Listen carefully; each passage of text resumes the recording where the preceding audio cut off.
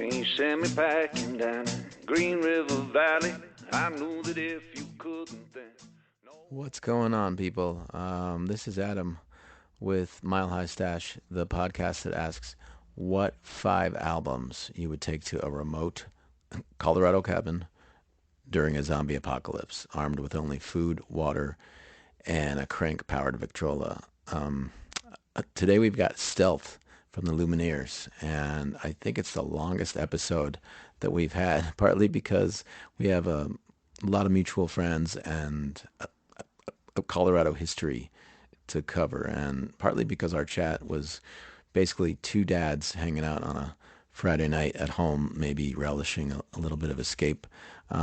Stelth told me some amazing stories from his life in music, which started in Colorado and took him around the world, including on a famous boat ride that we'll talk about. But before we get to my chat with Stelth, I want to say thanks to everybody who's been listening to Mile High Stash. Please do drop a review on Apple Podcasts. It really does go a long way. And get in touch via milehighstash at gmail.com with any questions or concerns. I love concerns. I'm a very concerned individual. I'm also happy to announce a partnership with 105.5, the Colorado Sound, a radio station you can hear from peak to peak highway through the streets of Denver and beyond, really. With the Colorado Sound, which you can listen to online in your car or, maybe even in your zombie apocalypse cabin.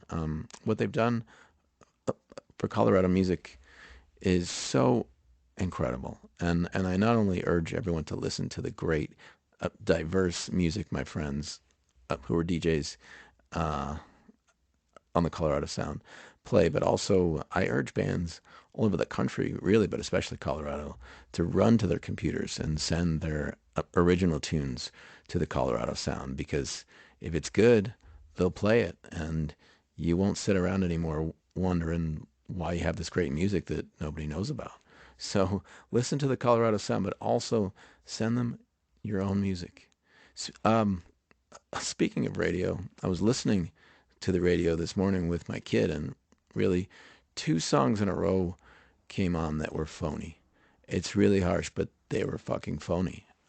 I said out loud, both of these artists seem like totally normal people, and that's fine, but they're trying to be, and my kid finished the sentence, which made me so happy. My kid said, quirky. They're trying to be quirky. I love my kid. But the point is that Stelth from the Lumineers is intelligent, funny, genuine, and really sincerely quirky. He's a Colorado native, and he's somebody who understands that a Daniel Johnston or Paleo, or just sometimes some crazy talent that you see busking on Pearl Street, can be as important as the Beatles or, the Lumineers. I like the fact that Stelth knows how talented he is on his own, but appreciates that he's found what he calls a sweet spot for the last decade, playing keys and accordion for the Lumineers at huge venues around the world, and playing a vital role that he calls hype man. That's really funny to me because it undervalues what Stelth brings to the Lumineers. But it's also true. Every band needs at least one person who's going to ensure that the crowd knows it's a show. Some bands don't even seem to know they're playing a show and not a recital. give us give us an evening that reminds us we're alive. That's what music's supposed to do. And Lumineers shows would not be nearly as entertaining without Stelth. He was also one of 3 front people in a beloved but unfortunately short-lived Colorado band called Dovekins that everyone around here remembers as one of the best live bands we've ever seen. It was just electric. They're Dovkins reunited a few years ago, right before the pandemic, like literally a month or two before the pandemic, for one magical show in Denver. And I hope that happens again. Stelth is playing solo at the Chautauqua Community House in Boulder Sunday, February 12th. And his side project with his wife is called Heavy Gus. And they've been playing a lot of shows lately too. They're more rock oriented, and it's really fun. Heavy Gus will be playing April 29th at Mackey Auditorium in Boulder as part of the Bluebird Festival. And Stelth and Heavy Gus have a bunch of other dates coming up. So look them up online. Here is my conversation with Stelth Ulvang of the Lumineers. If Stelth and I mention some Colorado names that you're not familiar with, like Steve Varney or a Griff Snyder or Jeb Bowes, well, those are some rabbit holes for you to go down wherever you listen to stuff. But first, actually, some words about Colorado mushrooms, the sponsor of this episode. These mushrooms are miraculous, and they're as beautiful as they are tasty. And I'm glad I got my chef friend Bob from Savory Cuisines to try Colorado mushrooms recently, and he was as amazed as me. Um, Ask your favorite restaurant if they've got Colorado mushrooms, because they should. Well, night it came on cold, blowing off that muddy river. I felt so goddamn old, I didn't have the strength to shiver.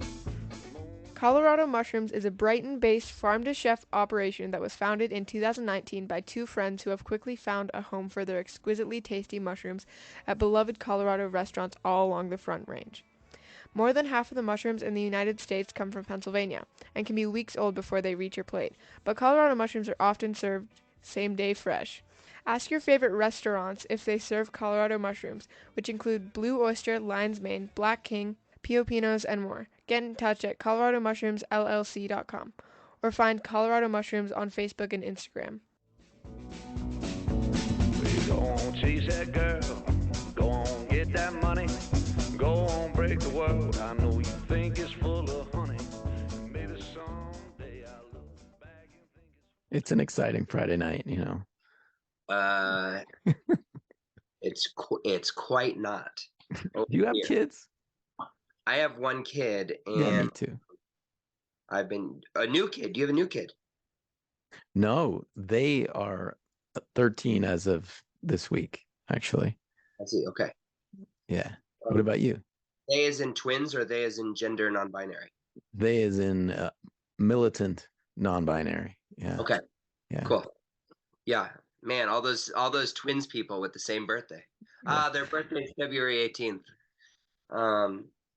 It's got to be tough, but that's awesome. Seems like Yeah. it's time to be rocking it for a kiddo.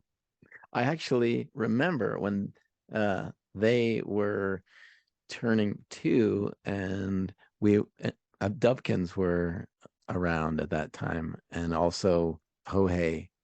What is the title? The title's Ho Hey, right? Yeah, that was like the hit at the time. Yeah. 2012. Yeah. That was 10 years ago too. That makes sense. Okay. Yeah. Yeah. Yeah. Dovkins were just finding their end in 2011. Yeah. But you know, Yeah. we'll be back around. And also, there's a new project. Heavy Gus. What's the story behind this? It's my wife and I's band. Yeah. What's your wife's name? Dorota Shuta. Maybe Dorota Ulvang, like my name, but we haven't figured that out yet. We've been married for 4 years. What about is your kid in the band too? No. It's not a family band, thank God. Right. So what does it sound like? What's the what? So yeah, Heavy Gus. I mean, let's just we can start at just the fresh, and we'll just go nostalgia after this. But right. Heavy Gus is like my wife and I met at the Dovkins album release show at the Mercury Cafe in 2009 or 10, and I want to say 9 now, 2010. And we were both in folk bands, and we both really loved. We drove together on that tour, and we did a bunch of shows together, and we were just friends at this point, but we were falling Yeah. in love, et cetera, et cetera. And we both were just loving Built to Spill and Pavement. And it's funny that even for being together for basically 10 years after that, we still only played folk music, but the music we bonded on most. So only over the pandemic were we just like learning a bunch of these old tunes that we kind of fell in love with, that we started writing them amongst each other with each other, and basically made a like vibey desert surf grunge record. So it's more rock than the stuff that you generally do. So much more rock. There's a couple folk songs on there, and they are clearly that history of ours. But there's just two. One of us each put a folk song on there, kind of. But otherwise, it's all rock. Yeah. 3 guitars, drums, heavy drums, almost pop punk at times. You're gonna play in Boulder in April. Is that what you were saying? We're playing at the Bluebird Music Festival. Oh, awesome. I don't know where they do that, Mackie, or Well, they have a winter version of it now in Lafayette, Longmont, and the one that you're talking about is at Mackey Auditorium in Boulder, and it's great. Yeah, yeah. So we're playing April at the end of April 29 or something. Yeah. Who sings on the song "Go Girl"? That's also my wife. I thought so. As you were saying that was one of the questions I had written on my nerdy little sheet here. Because I love it. That's a Bandcamp song, right? That's Yeah. I don't think that's up on. That might be on Spotify. No, I think it's on all the stuff. Okay. But one of my questions was, that's one of my favorite things that I've heard you do, and it doesn't say on the track who sings on it. Shit, I should fix that. Don't you probably should. Yeah, that's her. We recorded that album in that song in South Africa. Wow.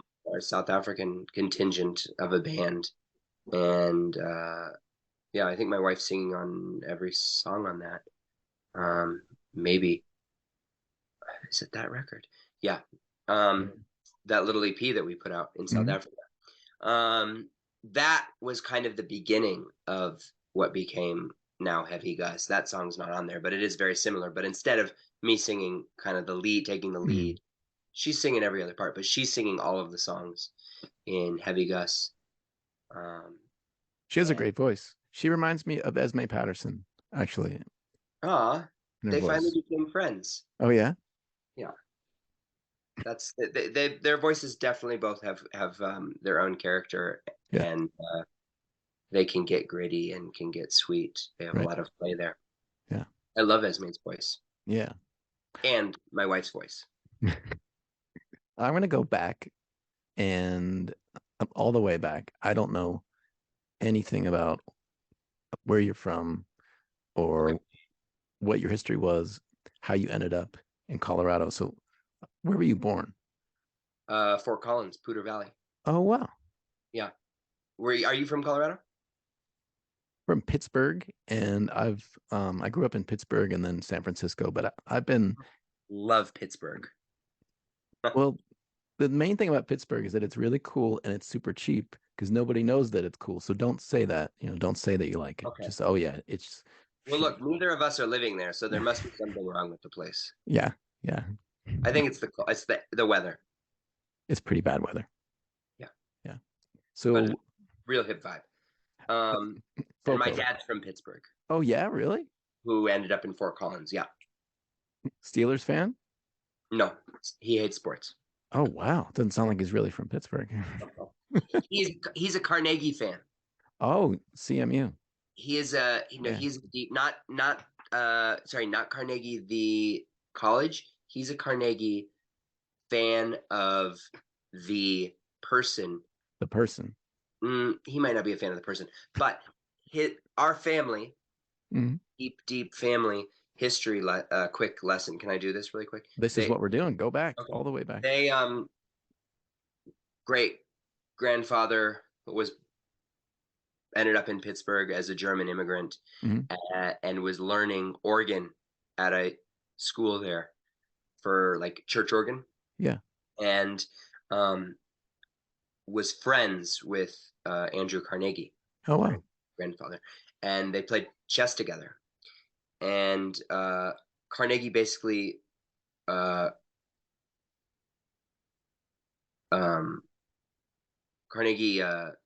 commissioned him to perform an organ recital once a week forever. He did this for like 40 years. Wow. Non-secular, or like necessarily non-church music, because organ was always just only heard in church. Yeah. So he was like, basically, my great-grandfather was at one point like one of the leading non-secular church organists in the world. And then his son, my grandfather, grew up in Pittsburgh, grew up playing organ, brought one of the largest pipe organs to Pittsburgh and set it up in St.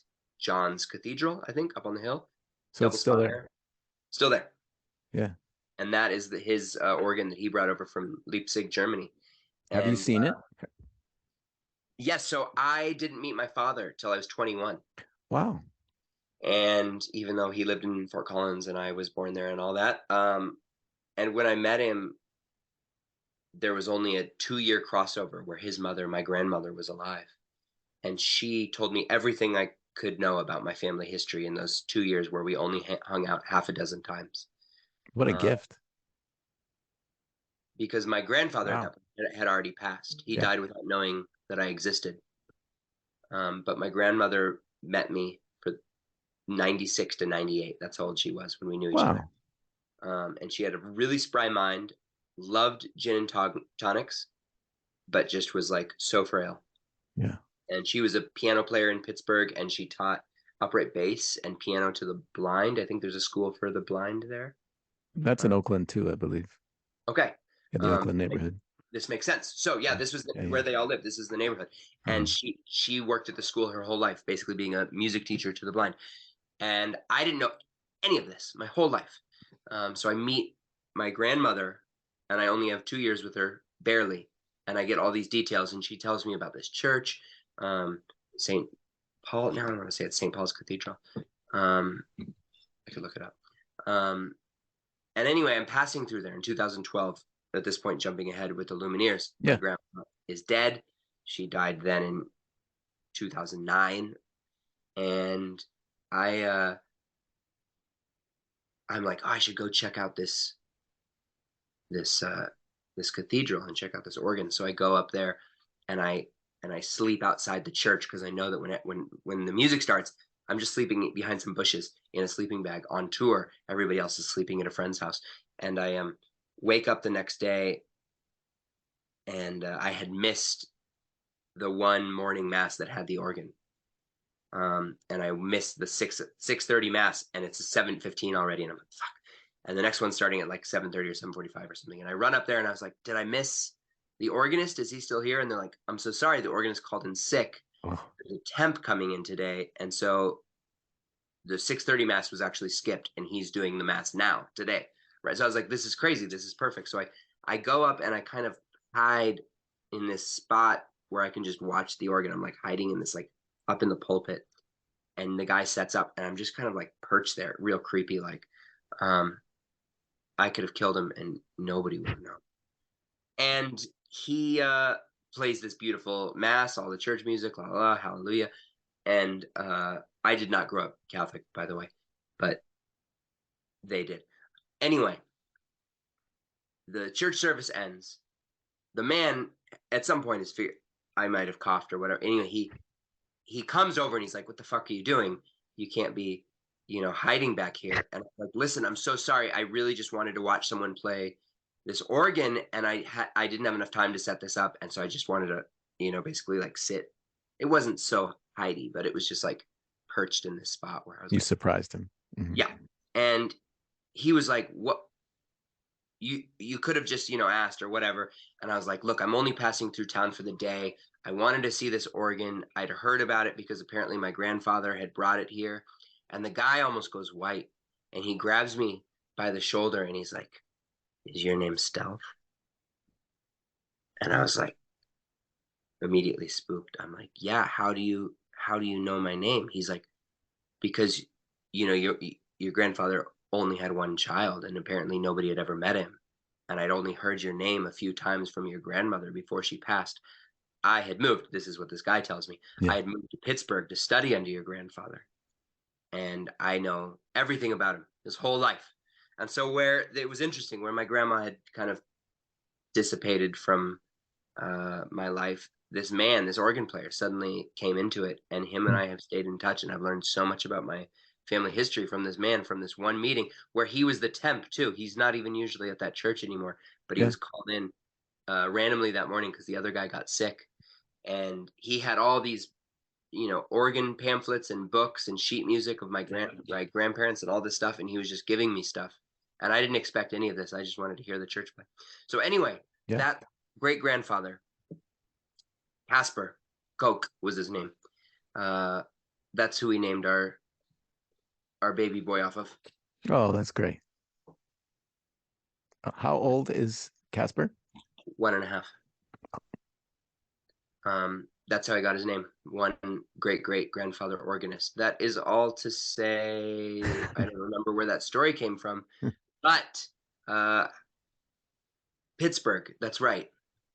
This is my only tie, as I never really knew much about it, except for going there, and now there's this organist there that can teach me everything I want to know about my family history. That's wonderful. My dad's no good at it. Yeah.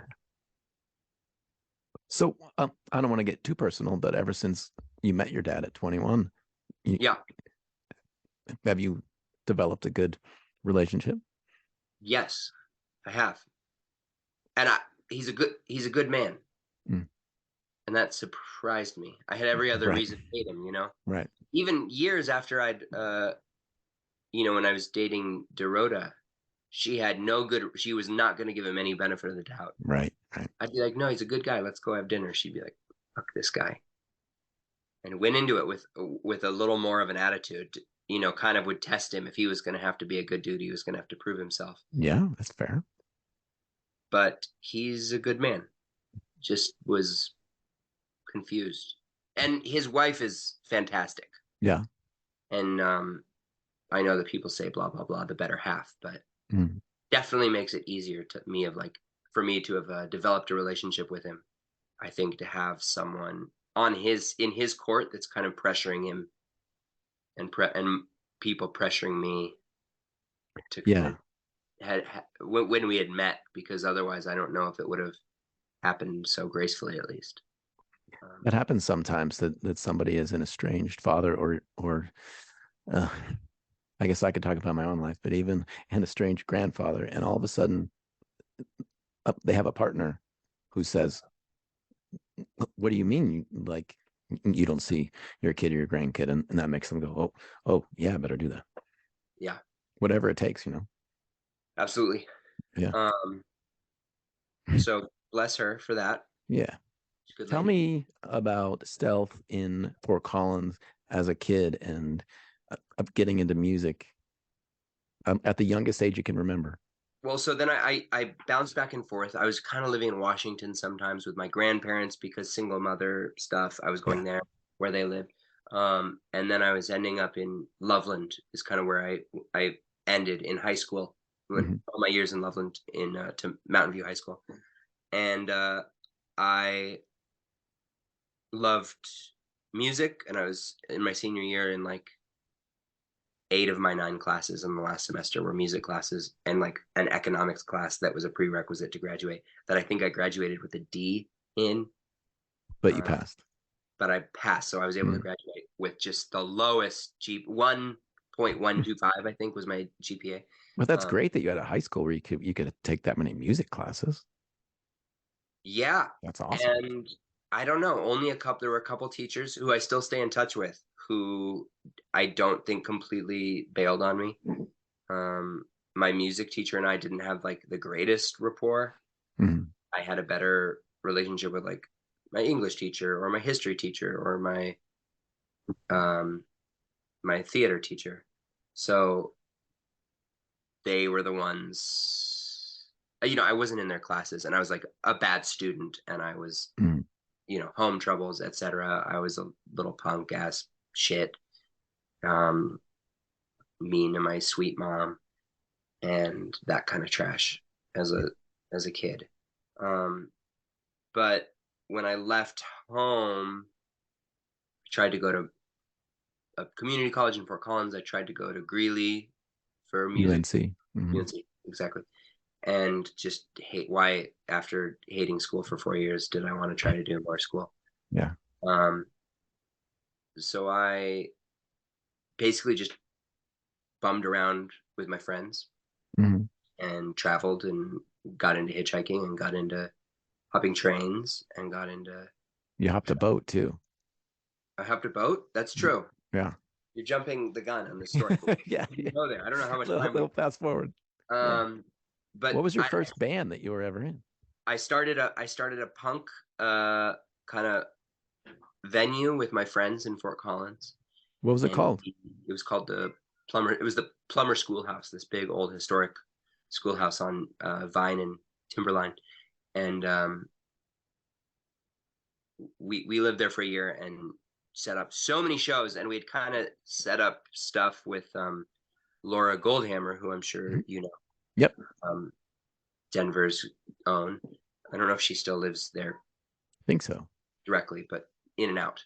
Yeah. But she's still in the area. And so she would set up shows at the spot, the Brooks Center in Denver. And then we would kind of pass bands along to each other. So then all of a sudden, when bands were touring and we were both into similar music, they'd come and play at the Brooks Center. She'd be like, hey, do you have an extra night that they can play at the schoolhouse? And vice versa. I'd be like, oh, you should check out this spot. So her band came and played. That's when I met Macon Terry, who maybe you know. Macon. I've heard this name before. The bassist. He now plays with the River Arkansas, and he played with Paper Bird, and he played. Okay. And do you remember The Shift too? Was that an era of Boulder that you existed in, which was like Jeremy Averitt and? I remember seeing Dovekins at some iteration of Dovekins at Astroland. Do you remember Astroland? Yes. Yeah. It was one of those great places that existed for a year. I don't know, but it was fantastic. Yeah. Awesome. Which I'm sure your spot in Fort Collins, similar kind of similar vibe. Similar to like the church, there was a bit of it was like punks that we all made sit crisscross applesauce and be fucking quiet when sets played. Right. And we still just got like punk bands to come play, but everybody had to be like kind of quiet. And we had a basement that we would have like more punk shows, but we had like a big grand hall because it was this old schoolhouse. That's fantastic. That's one awesome. room, and we'd be like, everybody shut the fuck up. Yeah. And Laura doing stuff at this church that they were letting her basically take over this basement and throw shows. Yeah. Was real similar. So that actually leads me to I meet that guy Griff through Laura. And more or less, and we end up going on this sailing trip together. And legendary sailing trip. We were both bad sailors, but we were on this famous boat, and the goal was to sail from where to where? From Hawaii to Seattle or Bellingham. And the boat was very old. It was famous in that it was manned by the first boy to sail around the world alone, this 16-year-old kid named Robin Lee Graham. And the boat was called the Dove. Yeah. And so that is how our band got the name Dovekins, is because we had this joke of being like these just sissy pirates that were on this boat called the Dove, and nobody took us serious because our boat name was so flowery. But we are actually like cold-blooded murderers, but everybody, this was our joke that we had on the boat. Yeah. Is that nobody took us serious as like real pirates. And that was where the joke name Dovekins rose from. So we just were writing sea shanties at the time. Yeah. 15 years too soon. Now that sea shanties just had their TikTok heyday. Yeah. You're the historian, Stelth, because I I've known Griff for I don't know how long, 12 years, and I interviewed him and Laura when you had your reunion Oh yeah, show at the Mercury, yeah. and they both have their strong opinions, sort of why Dufkins broke up and things like that, but they don't seem to have the history the way you do. Griff is a visionary, Yeah, but his memory is not. I mean, I don't remember where I put my keys, but I do remember long like term. very specific Mm-hmm. dates. I mean, yeah, the day that we played at the Mercury when I met Dorota, I do know this is April 24th, 2010. Yeah, And so that's why when we did this show, January 2020, or yeah, yeah, yeah. That's 2020, right. Yeah, right before the pandemic, it was our 10-year anniversary. But I was also like, oh, this is good to remember because it's actually my wife and I's 10-year anniversary from when we yeah, met at the Mercury. And so I was really distracted that night, being like, this is such a special night for me. yeah. It um, was a special night in general. I just feel like anybody who knows of Colorado music was there. And there were a lot of people that I hadn't seen in a long time who were there, and they made me remember stuff like, Astroland and stuff yeah. like that. It was a really special night. Um, I was surprised at how many, like, I mean, there were people that I associated so much with that band that I just hadn't seen in Yeah. years. And it was really sweet to even like, so many of my bandmates coming out, the Lumineers bandmates, and new friends who had never heard the music coming out Mm. and being like, why are there so many people here? Yeah. Uh, Yeah. and so that was a good night. And then we once again broke up again Right. after that, only to probably do it again in 10 years. So Hopefully it's not another 10 years before you do a Dubkin show. I was I thinking you'd come back every year and do just one show at the Mercury. Laura and Griff were so sick. They Yeah, had some, Griff was really fucking sick. Oh man. he could barely sing, so I started singing some of his songs halfway through the set. Yeah. And I never had the angelic voice of the two of us like he did. Um, but yeah, Laura and Griff both were so sick. They had this weird flu, and Yeah. sometimes I wonder about which flu Oh, well, it was it was. January 2020, so A little early, but everyone mm, after that show also. I mean, even for just a flu, everyone got sick after that. I mean, if you now that I know mm, now that I've heard so much information yeah. about how super spreading works, I'm Yeah. like, that was some sort of flu super spreader. It was Now that I Griff who started the coronavirus, actually. It all stemmed from him. exactly. Yeah. So we're going to pause here Okay. and say that the crazy intention of the show, or at least the angle of this show, is to imagine that you are stranded in Colorado somewhere. It might be a Pooter Canyon. You never know. Okay. And completely alone. So unfortunately, not only are you not with your wife and baby, but they may have been eaten by zombies. It's possible. You don't Okay. know.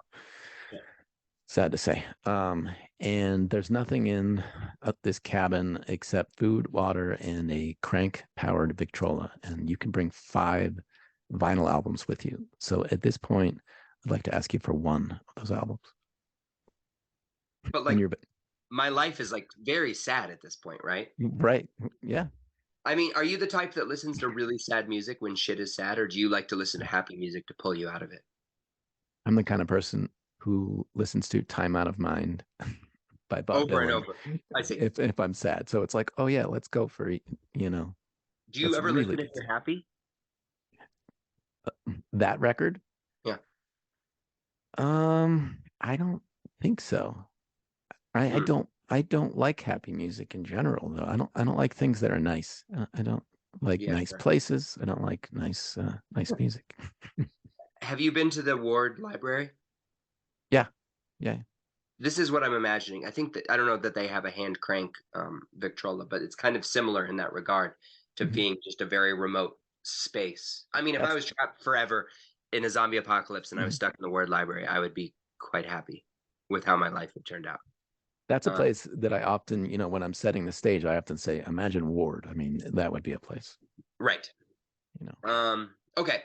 One album. I recently it's the album that I've spent the most money on, and I don't like buy records for the sake of like collecting, and Mhm. I don't even want to buy expensive records. And if somebody's like, I have the original da da da, I'm like, great, I want to buy the reissue and just listen to it on vinyl Mhm. because that is inexpensive and you get the same result, which is I just want to like I have a great vinyl collection and I love listening to vinyl, but I wait, hand crank, which means you have to crank it the whole time. Not the whole time.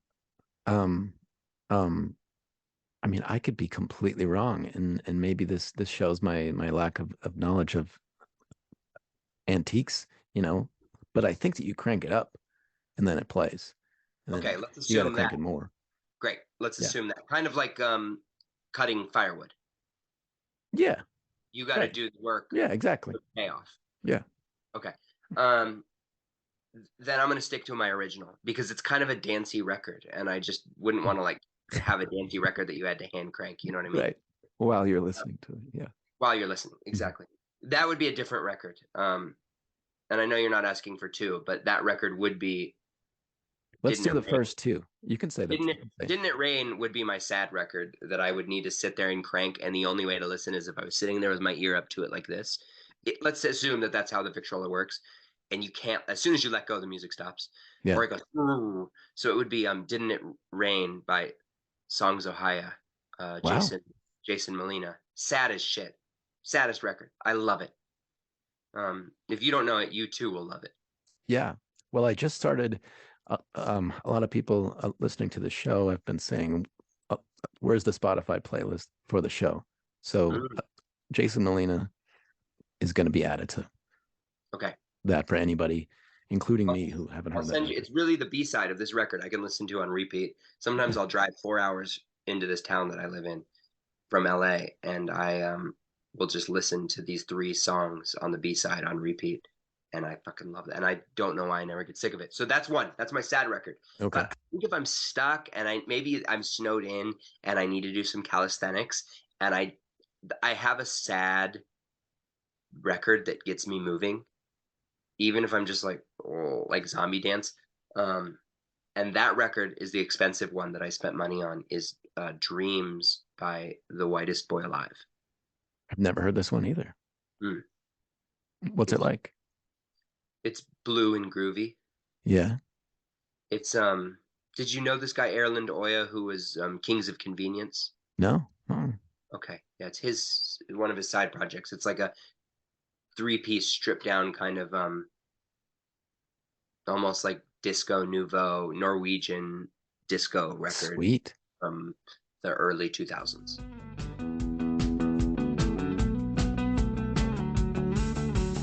So many people turn me one way. So many people turn me to stay. Never time to my mind. Colorado Mushrooms is a Brighton-based farm-to-chef operation that was founded in 2019 by two friends who have quickly found a home for their exquisitely tasty mushrooms at beloved Colorado restaurants all along the Front Range. More than half of the mushrooms in the United States come from Pennsylvania and can be weeks old before they reach your plate, but Colorado mushrooms are often served same day fresh. Ask your favorite restaurants if they serve Colorado mushrooms, which include Blue Oyster, Lion's Mane, Black King, Piopinos, and more. Get in touch at coloradomushroomsllc.com or find Colorado Mushrooms on Facebook and Instagram. And I don't stop. And I don't stop. Anyway, Dupkins forms, and in my recollection, takes off really fast. Is Uh, that accurate? at that time, we had this goal that we wanted to play the Tour de Fat. Right. And that's like, that was like our, like, if we can do that in our life, we've made it as musicians. And we're like Fort Collins based, a couple of us, we just drank their beer constantly anyway. We were obsessed with the Tour de Fat when we weren't playing it. And so when they invited us to play it, I think because what happened was someone bailed. We had met the person and we were like, listen, if there's ever a chance, we will do anything. And there was one Tour de Fat in Boise, Idaho, that they were like, look, the band got sick. If you guys can get here literally by like in like a few days or whatever, this is the one show. If you guys can get here, you guys can do the Tour de Fat here. And it was kind of like, who's going to cover this shift? Like Griff and Blake were working at the Montessori's, and I was probably somewhere in like southern Colorado researching Kerouac, and Laura was like, I have so many other projects that I'm working on this week. Why would I drop? Anyway, we drop everything. We travel overnight, listening to one of my favorite albums, Built to Spill, There's Nothing Wrong with Love. And we're plowing through the night. Everybody's sleeping in the back of Laura's van. And we show up there at like 8 or 9 in the morning. And we have to set up by 11. So like, just, I have not slept at all. And we set up and we're like, God, this is stupid that we have to set up by 11 and play at 1, or, we're like going to be the first band on. And we're like, shit, no one's even here yet. There's the bike parade. Have you been to a Tour de Fat? No. Oh, okay. So New Belgium, New Belgium. Oh yeah. Yeah. Okay. Fat Tire. They do this giant bike parade in Fort Collins. And then they started doing this in all these different cities over the summer. And then the bike parade ends at this stage, and there's music and dancing and da da da da da. And they're all pro bikes, and there's bike contests, and there's bike giveaways, and there's talking about beer, and they do like a track stand contest while chugging, that kind of stuff. And so we play at 1 in the afternoon or whatever, and we bring the stage down. Like we just were like putting every ounce of like our delirious, underslept,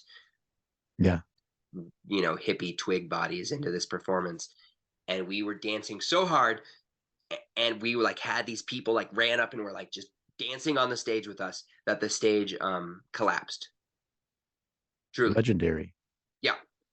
And the guy, Mateo, who set it up, was like, that was like super dangerous. You guys were like kind of really shouldn't have been bringing other people up. Like there was a weight limit, da da da da da. But that was one of the craziest performances we've ever seen here.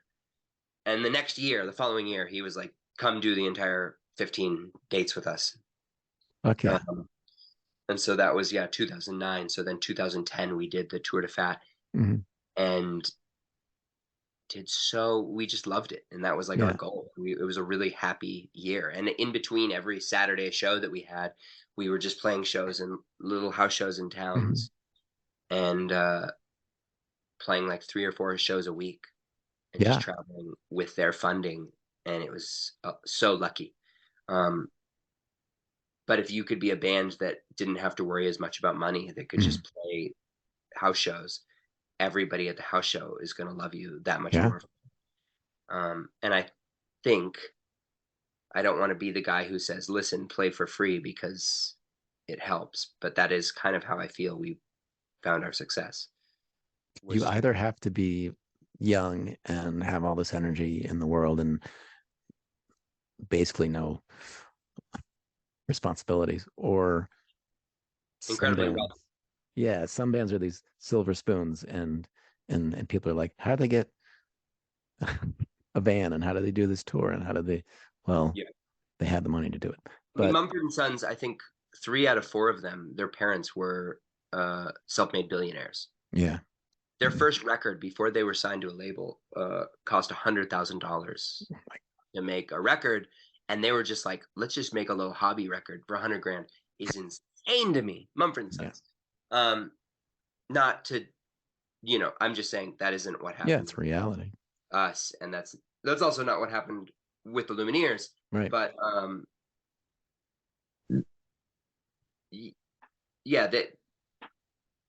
I think the Tour de Fat was a bit of that. Like we could make a lot of we could make money go a long way as Yeah. a bunch of scrappy. We were also traveling in a veggie van, so we were filling up with French fry oil so we could drive.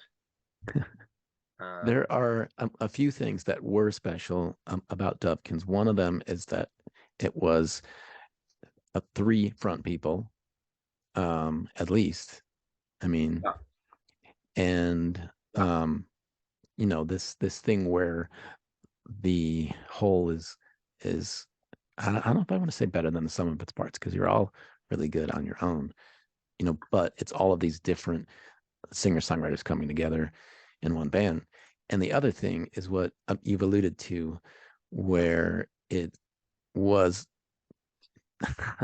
similar to the energy of a band like Fishbone or the Clash or Arcade Fire, where the energy of the people on stage is almost like an army that is not fighting against you, but I guess with you, and you just want to be a part of the like swinging from the chandeliers, breaking the stage energy.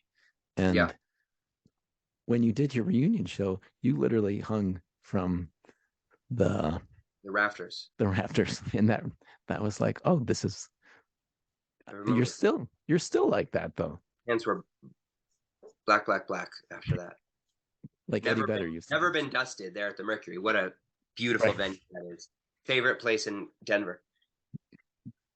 But despite all of the intoxicating and alluring, exciting energy of Dovekins, it was only a band for 2 years. 3, Yeah. but 2 solid. The first year was quieter. I mean, nobody knew of us as much. We weren't Yeah. playing shows actively. Yeah. I would say we started in, like, the songs were written in late 2008, and our last show was late 2011. So And you made one proper studio album, is that right? Yeah. So 22 singles mhm. and 1 live album. The live album really captures the sound and the energy. It's wonderful. And I don't know if it's on all the things. It's on Bandcamp. I don't think it's on Spotify. I don't know. I think we just only recently, before this show, we put that stuff up. But we also, I don't know, like, this show in Boulder that's coming up. Have you been to the Chautauqua Theater? I have not been to that little one. No, it holds about 200 people. Not even 150. Yeah. That's where I'm gonna play in Boulder. Right. It's a beautiful space, and I was thinking, oh, I should get the band to come in, because Blake and Max and I continued playing together. Okay. Laura and I continued playing solo shows together, and every time Laura and I are at the same spot, we're gonna play old Dovkin songs. Griff and I too. Most of us, I don't know what everybody's reasoning is for why the band split up, but when we get together, the vibe is always like, wait, why did we do this again? Right. Why did we break up? You know what I mean? Like, it feels good again. But anyway, yeah, Max and Blake and I kind of kept in touch the strongest because we kept playing together. Yeah. And they were playing my songs with me. And so,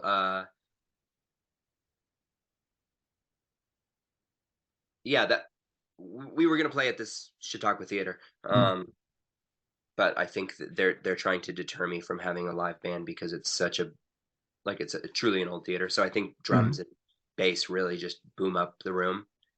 I don't think they want you to swing from the ceiling there either. I will do that solo, and I plan You'll do on that solo? All right. Yeah, I mean, I haven't played solo in Colorado in years, and just by myself, just me playing alone. What are you gonna do? I want to try to get as many instruments as I can on stage, and try to play all of them. I don't know. I'm a lot more rambly alone. Stories and da da da da da. I like to kind of make it immersive, if I have to play for 75 minutes, then hopefully it's not only music. Right. Work on my bad stand-up comedy routine. You must have dad jokes by now too, you know. So many. Yeah. So I'm gonna do that, but I also have all these new songs. I over the pandemic I recorded at least I wrote at least 100 bad songs. Wow. I started at one point a few weeks in, I was like, I am gonna go crazy. So I started writing a song a day, and I'm like, I'm just gonna do this until the pandemic ends. Mhm. Haha. And then thinking, we all thought it was gonna be like, oh, this will be a shitty month or two. Right. And so I was writing tunes and then got to 100 and was like, I don't think this is ending anytime soon. I'm gonna stop because it started to feel more like a chore Mhm. and less fun. So I took those songs and I kept over the remaining year and a half that existed after that those first 100 days or whatever. I would do weeks here and there where I would write a song. So I probably wrote like 150 tunes over the pandemic, and about 30 of them I really liked. Worse than baseball statistics. Yeah, that's like a 200 average or something like that. Yeah, exactly. It's bad. But it's also more than I've ever written, more good songs than I've ever written in like a 2-year period. 30 songs in 2 years is actually 30 good songs that I were like, these are keepers. Yeah. So that was, I think, it was like the photography approach. Just Yeah. and you get, a few good shots. And so I started recording them when Lumineers started touring again. If we had 2 or 3 days off, I'd just pop into a studio and was like, I should probably record these ones that I liked. Mhm. And so we were always really inspired by this guy, Paleo, if you ever Oh knew yeah. Oh my gosh. who did the Song a Amazing. Day album. He played at Astroland. That's why I remember him. Yeah. For sure. Mhm. And he played 365 an album with 365 songs on it. And then he was like, okay, this is a little overwhelming. So even he put out a best of like 17 songs, and each song on that record is like an impeccably written song, recorded, on his laptop in his car in the middle of Kansas, but the songs are so fucking good on his best of. So I was thinking, oh, I'm gonna do that. I'm gonna take these 30 songs. And then I actually just didn't have that much time that I was going to put into re-recording each of them. So it just worked out to start doing little EPs. Mhm. And so now I have three to 5 song EPs recorded from this last tour. And I'm leaving in 2 days to go to New Orleans and finish a full-length album of those songs, of another 10 songs. So I'll have like 25 songs in my back pocket. Yeah. As well as a couple albums like on Bandcamp that I haven't released. Yeah. So I keep thinking, I really got to start putting this stuff out more, because that's what you got to do now, is put it on Spotify, and Yeah. not to make money, but Well, no one's going to hear it unless you put it. no out one, there. no one makes money, but no one hears it. Exactly. Yeah. So that's my plan now, is to like do the part of music that I'm bad at. Yeah. Business. Tell me about. I remember there was a band I used to be in that I co-founded called the Yoppers. Do you remember the Yoppers? Yeah, Yeah. So I didn't realize. Sick. and Griff, right as Dubkins was ending, he used to open for us. He opened for us a bunch of times, and the Yoppers played at South by Southwest the first time that we played there, and we walked over to see this band everybody was talking about, the Lumineers, and they were playing in the back of a place called the Beauty Bar in Austin. Yeah. And I thought, like, they're pretty good. Under like a white tent. Yeah. I think in the backyard or something. Yeah. You walked into this little bar, through the bar, and then in the back, Right. it was set up.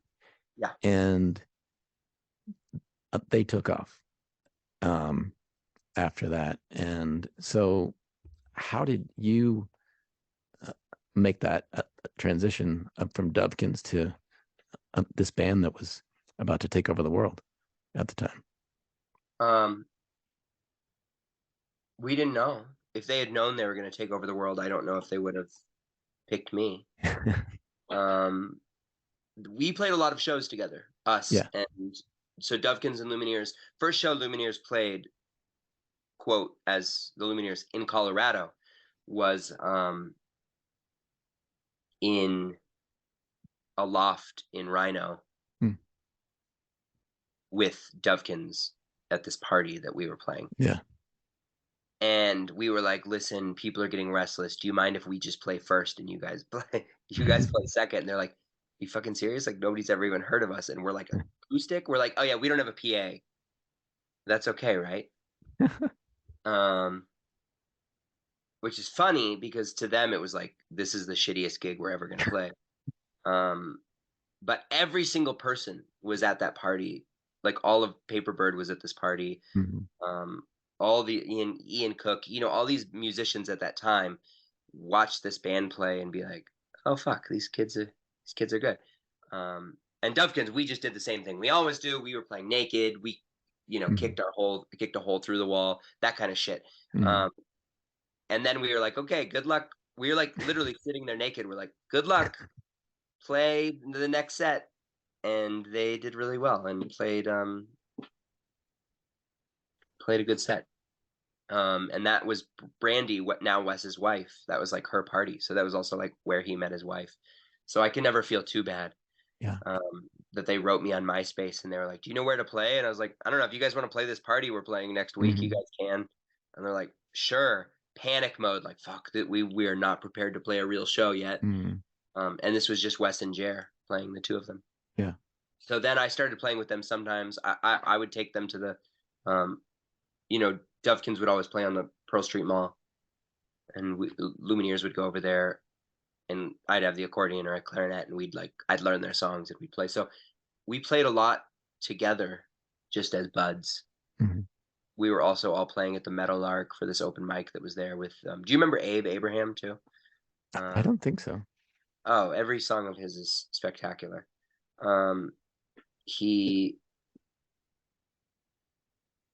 Yeah, what a sweetie. Was in like the Paperbird scene for a while. Yeah. Dated Esme for a few years and wrote some of the best songs about her. She's a great. She's a muse. She's a great muse, but better songwriter. But second, she's a great muse. Yeah. And I dated Jenny, her sister, for years as well. So no. Jenny Patterson. So that's what, the Dovekins and Paperbird were basically all familyed up at that point. Yeah. Griff ended up marrying Jenny. That was a thing. Oh. Yeah. So tell me about. Well, the other thing at that time was this term that was going around, which unfortunately I think has kind of died, but long spoon. Yeah. Laura's, I wouldn't call it a label, record, communal record thing. That was an actual, idea and ethos that really, really resonates too, though. The long spoon, the idea of that. Yeah. Do you have that? You mean the philosophical or the fable? Yeah. Serving each other. Yeah. Yeah. Because that's not really how it works most of the time. Especially in the industry. I mean, if you remember that first compilation, it had a song of Griff's on there, Raining Buttons, but it also had that ended up being, a Dovekins tune, but it had Breakman by Nathaniel Rateliff that was going by the wheel then. Yeah. And Gregory Alan Isakov and Ian Cook, like these musicians that have since made it, in international acclaim, were all on this really sweet small record. And bands that, we aren't still a thing, but were amazing at that time. But anyway, with Lumineers, yeah, I jumped on this tour with them right before that, more or less before that South by Southwest tour. And that was kind of my first tour playing piano with them. In 2011, I was playing bass in their band, just to kind of fill in for a while Dufkins was on a bit of a hiatus. If I wonder sometimes if people thought that me joining the Lumineers aided in the breaking up of the Lumineers, or of Dufkins. Right. But if Dufkins wanted to keep going at that time, we were far more successful than the Lumineers, and I probably would have just been like, "Oh, no way! Like I should stay with this thing that has all this potential." Right. And it was like, my stuff, my songs, my heart. And so sometimes I feel defensive Right. of that mentality, because ultimately it just is like, this is what happens when you put a band together with like 3 or 4 or 5 front people. I think that is the main Consensus. of what happened is just, when you do that, when you have 2, let alone 3 front people, singer-songwriters, you kind of fly too close to the sun. Yeah. That's sort of, And we thought even with the Beatles that there appeared to be a homeostasis with George and Paul, even though we know well now that there wasn't. Right. And people would say, "Oh man," but then when you start getting George songs, and you start to incorporate a third songwriter, that's when it got messy. And I don't know if you watched Get Back, but I've seen a little of it. I think the main thing I take from that documentary is that it wasn't Yoko's fault. She's just sitting in the corner hanging out, and and so all these memes and just over the years, oh, Yoko this, Yoko that. It's like, I'm not saying it was either, but she was one of the producers. Yeah. Her and George, I think, were the last like living producers of that documentary, and they looked the least to blame at times. Right, that's true. Yeah, it was easy to be like, "Man, George is such a baby. Look at him hanging out with all these Hare Krishnas. What a weenie." Yeah. But in my mind, as the diplomat, I'm like, it was all of ye. It was everybody. Yeah. It was the Hare Krishnas sitting in the corner. So you end up as a full-time member of the Lumineers when? At that point, South by Southwest, when we were like, "Oh shit, stuff's blowing up." Yeah. I checked in with Dubkins after that and was like, "Are we gonna go on tour again?" And everyone was like, "I don't know. We still need more time." Griff still hadn't really said that he needed to do his own thing, and so we were all kind of waiting to see what he had to say. And so at that point, I was like, "Then I guess I'm just gonna keep touring with this band." And it was by the end of 2012. So, but South by Southwest, Hohei hadn't even come out yet. Right, I remember. Yeah. Yeah. So it wasn't even like the fan base. I don't even understand what they were like. Or sorry, Hohei had come out. My bad. The album hadn't come out yet. Right, the album. Yeah. But the fan base was like literally going off of one song that was on Heart of Dixie, and there were maybe 500 self-burned CDs floating around America at that point. Yeah. That and then it was everywhere. We all sat in Griff's basement one time using all of his parents' computers to burn an entire tour's worth of albums for the Lumineers. And so, yeah, at that point, I just, that was 10 years ago. Now I'm still here. Yeah. Was there a point like with Nathaniel where all of a sudden overnight, you have to rebook the tour, because it's not going to be clubs anymore? In 2012, we were playing with a band it don't matter who, but we were opening for them, and it was so clear that the crowd was coming for us and not Mhm. them, that halfway through they switched us to be the headliners. And that is the most awkward remainder of a tour with people that you have to be like, haha, I don't know. Here we are. Business decisions, I guess. Yeah. So we like all of a sudden ended up playing bigger rooms because we were just like opening for this band, Mhm. um, which was just an interesting and in some ways a fortune for us. Yeah. Give me, if you can, I should say please. I shouldn't say give me, but please, if you would, give me your number 3 album that you would want in this cabin. And I already said it. number 3? Yeah. What was number 3? Built to Spill, There's Nothing Wrong with Love. Oh, that's number 3. I gave you a wink that the rest of the Oh, yes, listeners yes, yeah. the rest of the listeners couldn't see. Built to Uh, Spill. It sounds like that's been a really important artist in your life.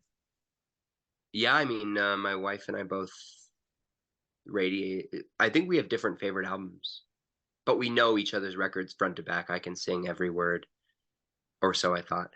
I put it to the test recently, and you get thrown into a B-side, and you're like, I don't know exactly every Mhm. lyric that Doug Marsh is singing, but I love Built to Spill, and I've seen them almost more than any band that I'm not friends with or I'm not touring with.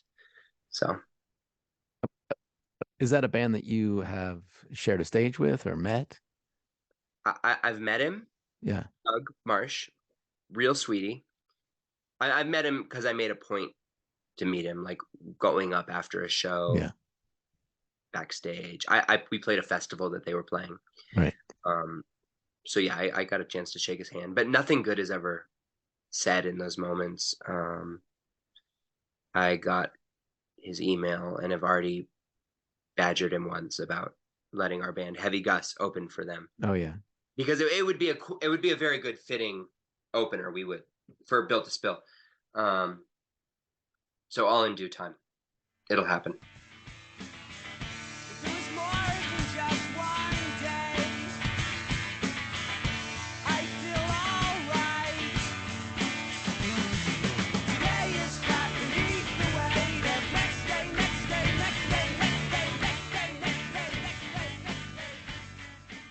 Every goal I've ever had as a musician has come true, which is only the one. I want to play Tour de Fat. Yeah. Everything else I've been completely baffled and unexpected by, which is everything that happened after that. One of the things that I wanted to ask you, and I've talked about this with people in the music scene around here, who know you, and do you have the perfect kind of fame? I know what you mean. The grass is always greener, though, so I don't think so. Like Wes of the Lumineers, lead singer, has a lot of songwriting royalties and money. So sometimes I think, man, wouldn't it have been a little cooler to be more famous and live in a bigger house that has more separation to my studio, for example, Mhm. than the family? Um, but I don't know if there's a curse to it. I think Wes handles it really well. Like he Yeah. goes out in Denver and people recognize him, and he's always very humble and sweet Mhm. and is happy to take a photo and tells me a story about people being like, "Excuse me, can you take a picture?" And they give the phone, and he's like, "Oh, of course." And they're like, "Oh no, sorry, I don't know who you are. Can you take a picture of us?" Of us, yeah. And so that classic, like, I think that's really sweet and humiliating. And Right. the fact that that can still happen is a good level of fame.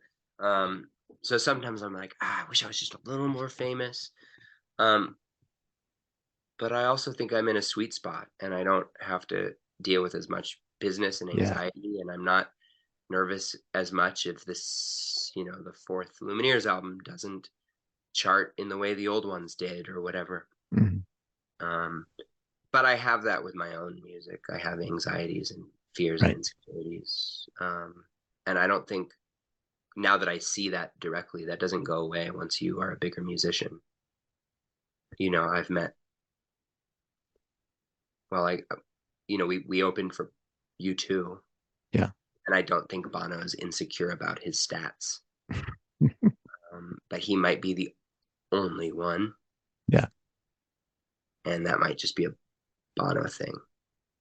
So I don't know. The answer is the perfect level of thing being Bono? I don't think so. I don't either. I don't either. Somewhere in here. There's that funny thing with like all of them, Rateliff or Gregory or Lumineers, where as soon as you start to make it in a small community, people that loved you can really like talk some shit when you turn your back. Oh God. And it's funny now, having done tours with Greg and having done tours with Rateliff, to hear that same story, no matter how big. They're all now, us three bands are all in like kind of different levels, Mhm. but I think we're all rising to, a similar world of this era, all kind of spawning from the same thing. And I think we're all going to end in the same place. Gregory and us and Rateliff. And I hope that all of those shit talkers will find someone new. It'll happen no matter what. I think I did it with the Flowbots, and I think I think we all did it at some point. What's it like touring the world with? I mean, my image from the outside is that sure, there's Greg and there's Nate, but I kind of envision you traveling the world and having more fun with Jeb and with these other people. What's it like touring the world with the sidemen, sort of? So the drummer in Greg's band is Max Barcelo, who was From the drummer Dufkins. in Dufkin. So Yeah. And he was the best man in my wedding. Mm. And when that tour was set up that we were going to be touring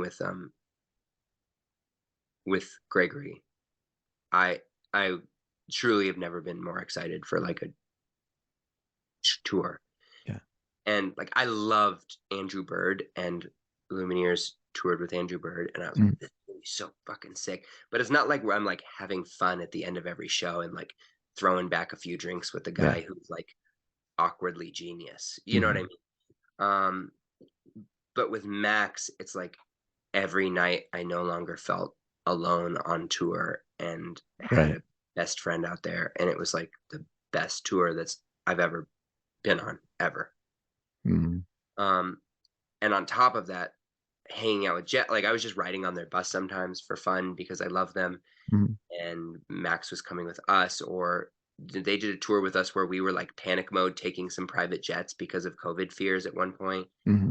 And we were like, bring the Gregory band on our private jet with us. And that only could all exist with that kind of friendship and relationship with them. Yeah. We wouldn't have done that with Andrew Bird, don't tell him. Right. So that tour was like fantastic. And I think like that relationship between these bands, as well as Rateliff too, like let me keep him incorporated, because I think like, again, all of these paths, people move distant and stuff, but I think we all start to realize we're way more the same. And like I have so much adoration for Rateliff's keyboard player, Mark Schusterman. Oh yeah, yeah. And so him and I talk quite a bit. And when we were on tour, when Lumineers and Rateliff was touring together, Mark and I would hang out every day, and we had a blast. So it's one of those things where it's rare to have that kind of fun. But specifically, yeah, that Gregory tour, man, was fucking good. Steve and I were going and playing disc golf a bunch too. Yeah. And they're also all just fantastic musicians. Mm-hmm. And it was cool to explore like their solo projects. Jeb just had a kid the same age as mine, and so like, I could relate to him in a way that I had not really related to him in the past, which was just like we're both like clowns, we're both kind of jokey. But he had this like the sweetest side to him that I just wanted to let it like felt so at home to be on tour with all of them because of that. So yeah. Love them. You'll see. We'll do more shows in all the different iterations Yeah. with them. Okay, album number 4. Bjork Vespertine. Why? I always put that one in. Well, I love her and her voice, and I just don't think that even in the future will there ever be an album like it. And so I always think of that as a great in the number 5, because you can be like, man, this is my favorite record right now, and then over time you could find something that kind of like takes that place, and I think that record is like flawlessly beautiful.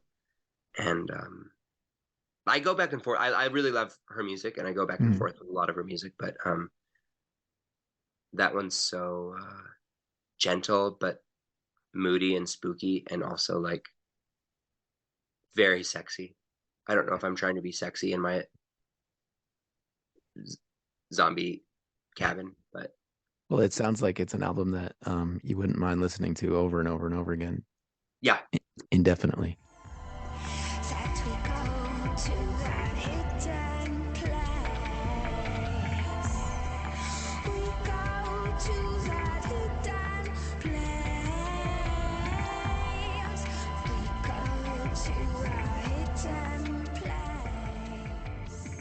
How do you balance being a member of a band, with wanting to do your own thing and move your solo career forward?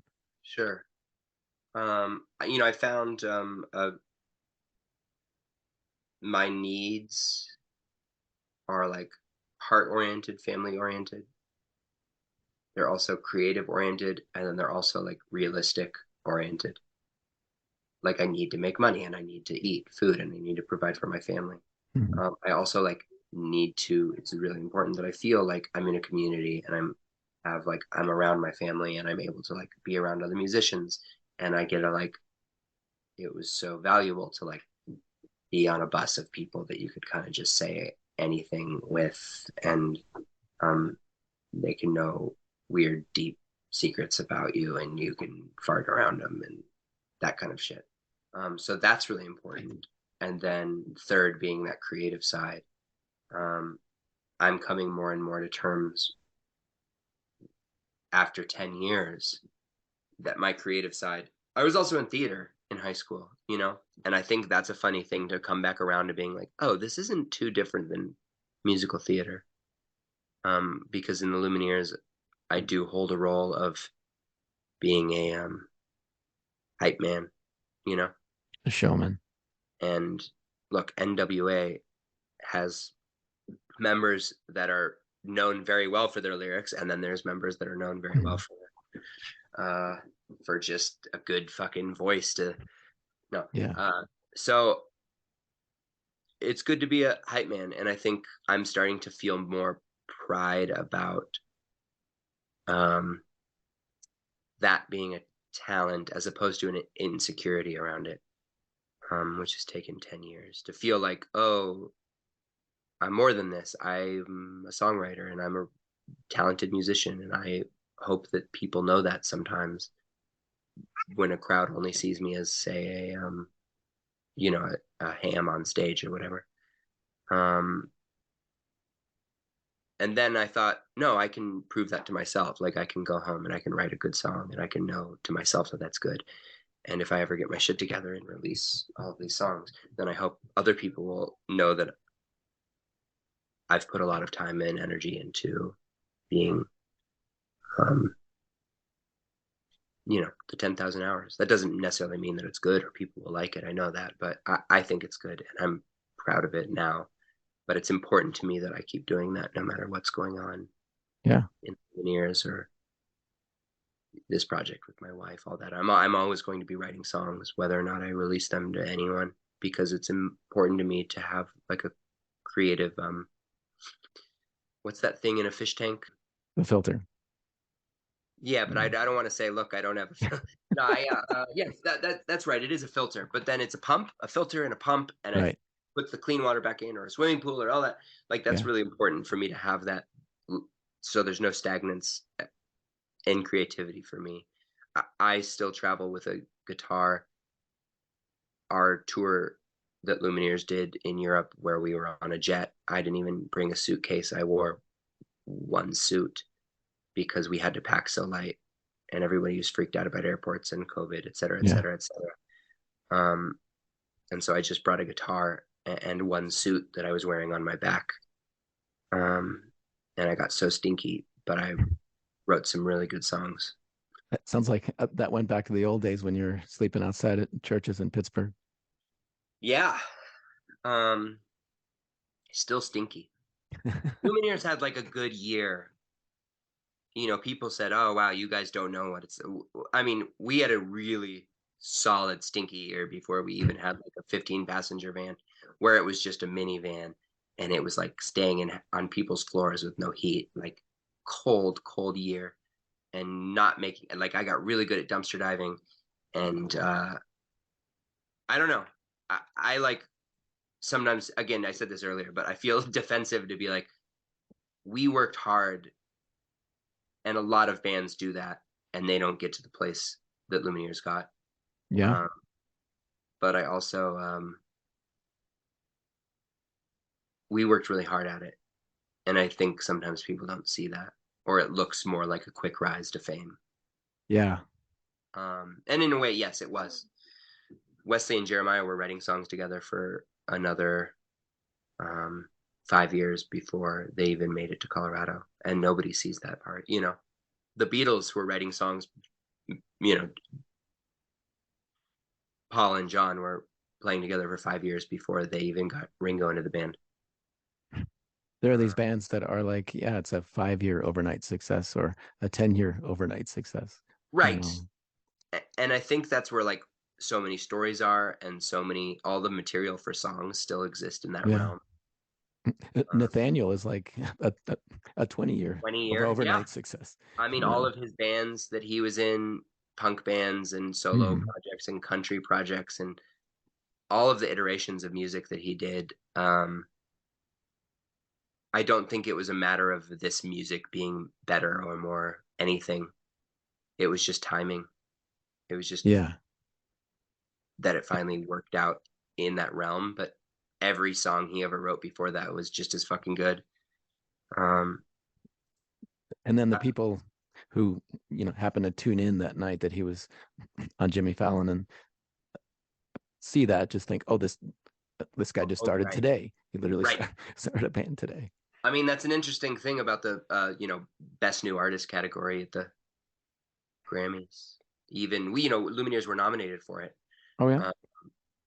but at that point had been playing together for 7 years. Yeah. Um, and I'm trying to think of Megan Trainor had been writing for ages. Mhm. Frank Ocean, same thing. Like the amount of mixtapes that he put out. The best new artist category is such a odd misnomer. That the people like adhere to this thing. And yeah, I guess it's like it's all about the quick rise. I forgot who's doing this year. I don't even I'm know. not sure. Um, Maggie Rogers was nominated last year, and yeah, I think what that award is kind of defined by now is, best artist who just released their first major label album, and that might be somebody's first album ever, or it might be their 7th album ever. right. Yeah. Well, maybe this album that you're making might end up like that, Oh, thanks. and people will see you as a new artist. I really like it. I hope people hear it at least just to hear my take on things, which is Yeah. why people should listen to all sorts of music, I guess.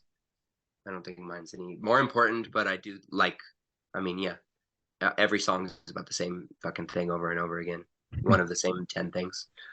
People just find new ways of saying it. And I don't know if mine's any better, but I really like the record. So we'll see. I'll You send got it. this. Yeah.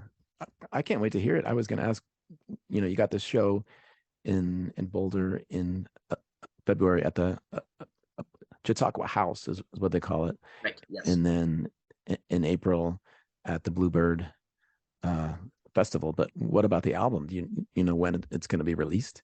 No plans at all. No. But probably not within the year. Oh, who's going to I play still on have, it? I still have these EPs I should release with singles on them, etc. Yeah. I still have that album that I never put onto Spotify that's on Bandcamp, that kind of stuff. Yeah. Keep thinking, I should do that. I mean, I can do it all at once too, but I'll probably start soon in the new year. I mean, that's kind of my goal, is to start maybe every couple months putting out an EP, because they all exist now. So Yeah. I hope you do that. thanks. Yeah, man. Griff, you should listen to the album Heavy Gust that I did with my wife, because Griff helped a lot on that record. Oh, yeah. He's a songwriter on some of it. Yeah, like, writing credits and all that. Mhm. But he sat in the room and brainstormed with us while we were kind of workshopping a lot of the songs. So I bet you'd be able to hear just the dynamic of the two of us at play in some of Yeah. these tunes. I guarantee it. Actually, you knowing it, you Yeah. personally, but I mean, no one else I don't know would, but I think you'd be able to hear it.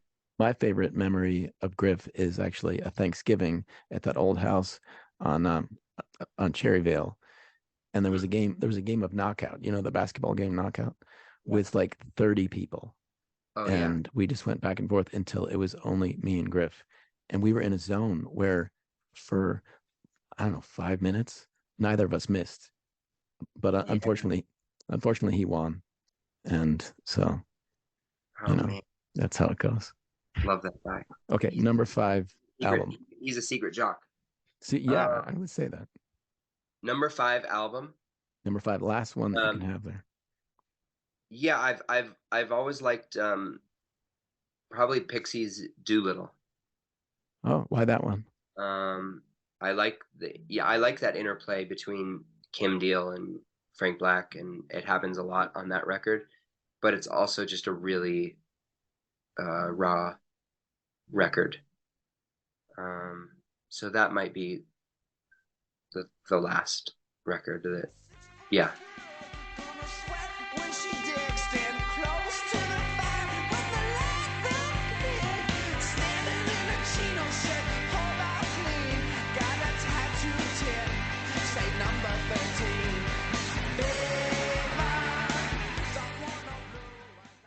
That album also has a little bit of insanity on it, and I think in the situation where you're stranded, Moments of insanity, absolutely. yeah, Like, I can't not scream while listening to it. But great record, love it. I was lucky enough to see them at the Fillmore in Denver in 2009 when they did that entire album front to The back. 5-year anniversary. I wanted to Yeah. go, but yeah, we Oh, were Yeah, I think that was Kim Deal's maybe last tour with the Pixies too. yeah. Yeah. I've never seen them, and that was partially why. Is I'm always like, I've always been a huge Kim Deal fan. And since if you listen to this record of my wife and I's, it's just all like Breeder's obsession as well. Yeah. I've seen the Pixies without her, and it really surprised me how it was still musically really good, really powerful, but I missed her voice a lot. That's good to hear. I will. I mean, I say that now, but I'll try to see them. I've seen, these other bands in my top 5 in a way. 4 out of 5. I mean, that's a better batting average than Yeah. 200. So, yeah. Exactly. One last question for you, Stelth. Yeah. You're stranded in this cabin, Sure. and you got your 5 records. And I always ask everybody, what one other item, as you're maybe escaping from Boulder or Denver or somewhere and you end up in Ward, as long as you can carry it with you, what's one item you'd bring? This doesn't include warm clothes. It could. A slingshot. A slingshot. Yeah, I have one that I made that I'm really good with. I really like it. It was a friend of mine who lived in Boulder, Jack O'Neill. At the time, well, no, he wasn't living in Boulder at the time. The last time I saw him was in Boulder, and he died when I was 22. Hmm. It was the last time I saw him was in Boulder at Griff's house. Yeah. And he died a few months later. And we had at his up in Ward, we had his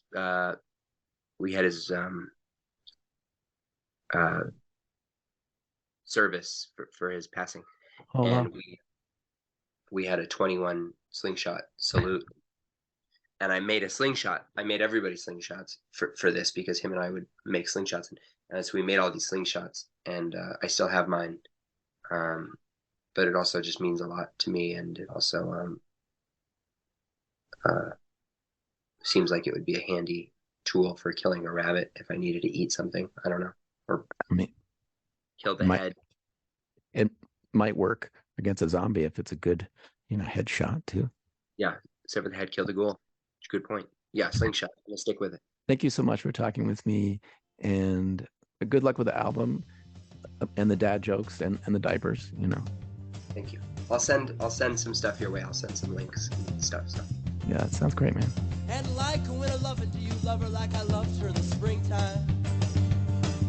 All the summer, others left their lovers. That was my chat with Stelth, Ulvang of the Lumineers, and also Heavy Gus now. Stelth is playing Sunday, February 12th at the sort of miniature, historic old Chautauqua house in Boulder, and has a bunch of other shows coming up. You can find on his various social media pages, whether it's Heavy Gus or Stelth, Ulvang. This sort of outro music happening right now is Stelth's song Springtime, but it's actually from a live performance on a rooftop in South Africa. It's got some good energy. Thanks again to Colorado Mushrooms for so generously sponsoring this episode and also providing me with some incredibly tasty mushrooms recently. You should really get some Colorado mushrooms. And I need some more. We will see you on Mile High Stash again next Monday, unless the zombie apocalypse actually arrives. Though only floating feathers make it further, make it better on the wing. And though all birds have feathers, but not all birds are flyers, let me tell you something, darling, that all the sap gets stronger, squirrels get tired of the